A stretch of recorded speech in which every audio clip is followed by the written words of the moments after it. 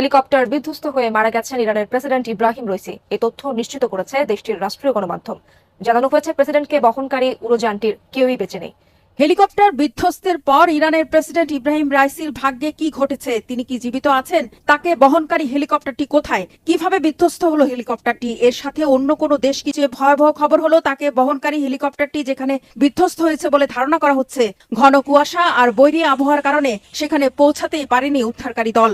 ইরানের president Ebrahim Raisi ও পররাষ্ট্রমন্ত্রী সহ তার সফর সঙ্গীদের বহনকারী হেলিকপ্টার বিধ্বস্ত হওয়ার স্থান শনাক্ত হয়েছে। বৈরী আবহাওয়ায় উদ্ধার কাজ ব্যাহত হচ্ছে।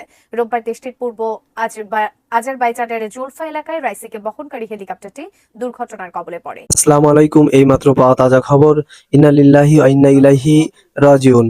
ইরানের প্রেসিডেন্ট ইব্রাহিম রাইসি তিনি মারা গেছেন, তিনি নিহত হয়েছেন। আসলে তিনি শাহাদাত বরণ করেছেন। তিনি হেলিকপ্টার দুর্ঘটনায় পতিত হয়ে তিনি মারা গেছেন। তো ইরানের প্রেসিডেন্ট তিনি আজারবাইজানের প্রেসিডেন্টের সাথে সাক্ষাৎ করতে গেছিলেন বা একটি জরুরি বৈঠকে গেছিলেন। সেই বৈঠকের থেকে আসার সময় বা ফেরার সময় 3টি হেলিকপ্টার গেছিল, তার সাথে আরো 2টি হেলিকপ্টার গেছিল। কিন্তু সেই 2টি হেলিকপ্টার, তিনার এই ইরানের প্রেসিডেন্টের হেলিকপ্টারটি বাদে 2টি হেলিকপ্টার সুস্থভাবে ফিরে এসেছে, কিন্তু ইরানের প্রেসিডেন্টের হেলিকপ্টারটি দুর্যোগের ভিতরে পড়ে ফিরে আসতে পারেনি। তো এই ইরানের প্রেসিডেন্ট কে? ইরানের প্রেসিডেন্ট ইব্রাহিম রাইসি, যিনি ছিলেন দখলদারদের আতঙ্ক বা শত্রু। দখলদাররা তাকে ভয় পেত, কাঁপতো, এবং এই যে মুক্তিকামী যে ফিলিস্তিনের একমাত্র বন্ধু এবং একমাত্র সহযোগী এই ইরানের প্রেসিডেন্ট ছিলেন বা ইরান ছিল। তো এখন আসলে মুসলিম বিশ্ব এখন অভিভাবক শূন্য হয়ে যাওয়ার মতো একটা অবস্থা। ইরানের প্রেসিডেন্ট পুরো মুসলিম বিশ্বের একজন অভিভাবক ছিলেন। তো পুরো ভিডিও দেখলে আপনারা বুঝতে পারবেন যে মূল কাহিনীটি কি। তো বেশি কথা বলবো না, আপনাদের কাছে অনুরোধ, আমাদের চ্যানেলটি সাবস্ক্রাইব করে বেল বাটনটি অন করে দিবেন এবং ভিডিওটিতে একটি লাইক দিয়ে শেয়ার করে দিবেন যাতে আরো দর্শকরা দেখতে পারে। তো চলুন পুরো ভিডিও সম্পূর্ণ দেখে আসি। হেলিকপ্টার বিধ্বস্ত হয়ে মারা গেছেন ইরানের প্রেসিডেন্ট ইব্রাহিম রাইসি। এই তথ্য নিশ্চিত করেছে দেশটির রাষ্ট্রীয় গণমাধ্যম। জানানো হয়েছে, প্রেসিডেন্টকে বহনকারী উড়োযানটির কেউই বেঁচে নেই। হেলিকপ্টারে আরো ছিলেন পররাষ্ট্রমন্ত্রী হোসেইন আমির আব্দুল্লাহিয়ান ও পূর্ব আজারবাইজানের গভর্নর মালিক রহমাতি। সোমবার সকালে দুর্ঘটনাস্থল শনাক্তের কথা জানায় ইরানের রেড ক্রিসেন্ট। বিধ্বস্ত হেলিকপ্টারের কাছাকাছি পৌঁছেছে স্বেচ্ছাসেবী সংগঠনটির সদস্যরা। উদ্ধার তৎপরতায় আছে আরো 70টিরও বেশি বিশেষজ্ঞ টিম। ঘন কুয়াশা সহ বৈরী আবহাওয়ার মধ্যেই চলছে অভিযান। তত্ত্বাবধানে আছেন ইরানের রেভলিউশনারি গার্ডসের কমান্ডার হোসেইন সালামি।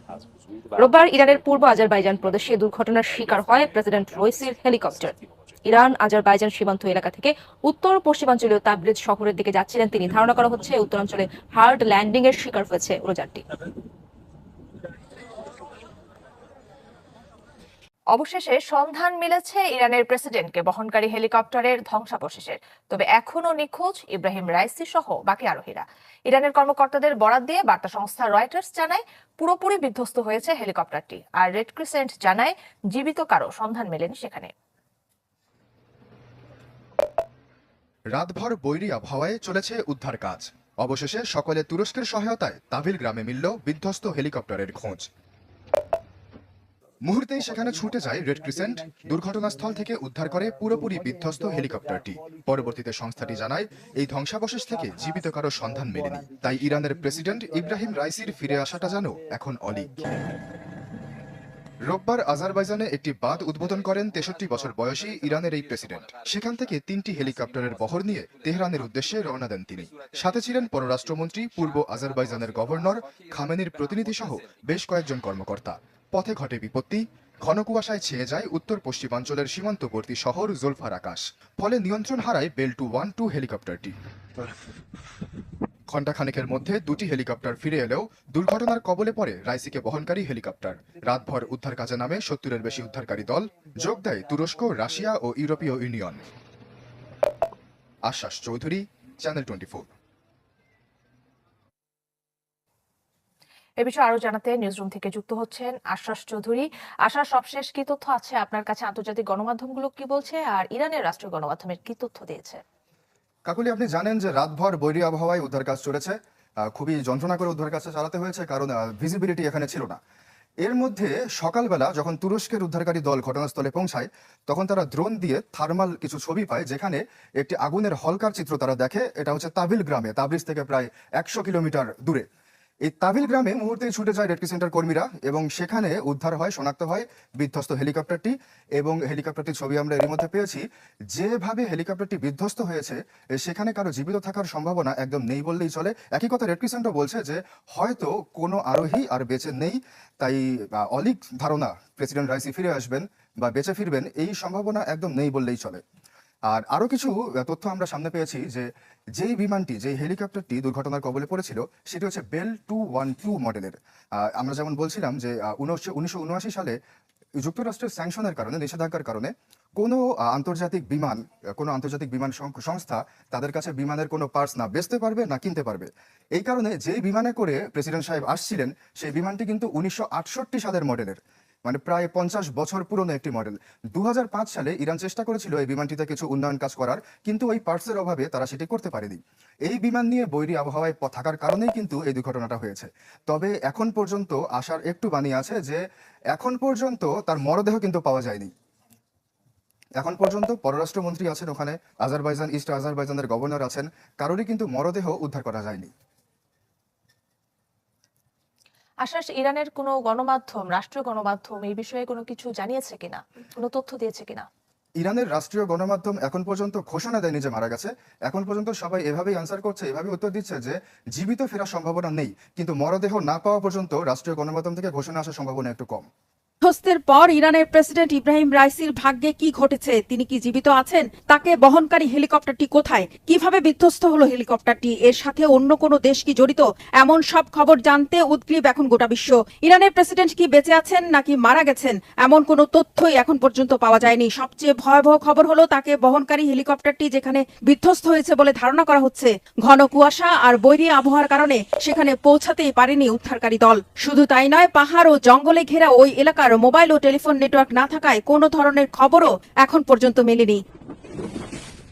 ইরানের কর্তৃপক্ষ জানিয়েছে দুর্ঘটনাস্থলে যেতে 40 জনের একটি দল আপ্রাণ চেষ্টা চালিয়ে যাচ্ছে। এমনকি খারাপ আবহাওয়ার কারণে 3 জন উদ্ধারকর্মীও নিখোঁজ হয়েছেন।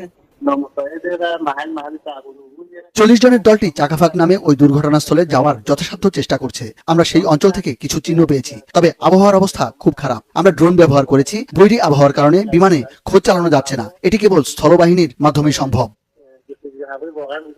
প্রেসিডেন্ট রাইসিকে বহনকারী হেলিকপ্টারে আরও ছিলেন পররাষ্ট্রমন্ত্রী হোসেন আমির আবদুল্লাহিয়ান এবং ওই প্রদেশের ইরানের সর্বোচ্চ নেতার প্রতিনিধি আয়াতুল্লাহ মোহাম্মদ আলী আলে হাশেম। রবিবার ইরানের প্রেসিডেন্ট ইব্রাহিম রাইসি দেশটির পূর্বাঞ্চলের একটি প্রদেশের জলফা এলাকায় যান একটি বাঁধ উদ্বোধনের জন্য। ওই এলাকাটি প্রতিবেশী দেশ আজারবাইজানের সীমান্ত এলাকার কাছে। উদ্বোধনের পর ইরানের প্রেসিডেন্ট ইব্রাহিম রাইসি সহ ওই বহরে থাকা আরো 3টি হেলিকপ্টার সেখান থেকে প্রায় 50 কিলোমিটার দূরে ইরানের উত্তর পশ্চিমে তাবরিজ শহরের দিকে যাচ্ছিল। বাকি 2টি হেলিকপ্টার নিরাপদে ফিরে গেলেও প্রেসিডেন্টকে বহনকারী হেলিকপ্টারটি তীব্র কুয়াশার কারণে বেশ বিপজ্জনকভাবে অবতরণ করতে বাধ্য হয়েছে বলে জানিয়েছে দেশটির সংবাদ মাধ্যমগুলো। এমন ভয়াবহ দুর্ঘটনার পর ইরানের পবিত্র নগরী মাশহাদের মুসল্লিরা প্রেসিডেন্টের সুস্থতার জন্য আল্লাহর দরবারে প্রার্থনা করছেন। দেশটির রাষ্ট্রীয় টেলিভিশন দেশের সকল নাগরিককে প্রেসিডেন্টের জন্য প্রার্থনা করার আহ্বান জানিয়েছেন। রিফাত জামান, বাংলাভিশন নিউজ ডেস্ক। ইরানের প্রেসিডেন্ট ইব্রাহিম রাইসি ও পররাষ্ট্রমন্ত্রী সহ তার সফর সঙ্গীদের বহনকারী হেলিকপ্টার বিধ্বস্ত হওয়ার স্থান শনাক্ত হয়েছে। বৈরী আবহাওয়ায় উদ্ধার কাজ ব্যাহত হচ্ছে। রোববার দেশটির পূর্ব আজারবাইজানের জুলফা এলাকায় রাইসিকে বহনকারী হেলিকপ্টারটি দুর্ঘটনার কবলে পড়ে। এই ঘটনায় সৌদি আরব, রাশিয়া, তুরস্ক, সংযুক্ত আরব আমিরাত, কাতার ও ইরাক সহ বিভিন্ন দেশে উদ্বেগ জানিয়েছে। আরো জানাচ্ছেন নিশীথ সূর্য। ইরানি প্রেসিডেন্ট ইব্রাহিম রাইসি ও সফর সঙ্গীদের বহনকারী হেলিকপ্টার বিধ্বস্তের পর তন্ন তন্ন করে খুঁজছে উদ্ধারকারী দল। এরই মধ্যে সেখানে উদ্ধারকারী 60টি দল নিরলসভাবে কাজ করে যাচ্ছে।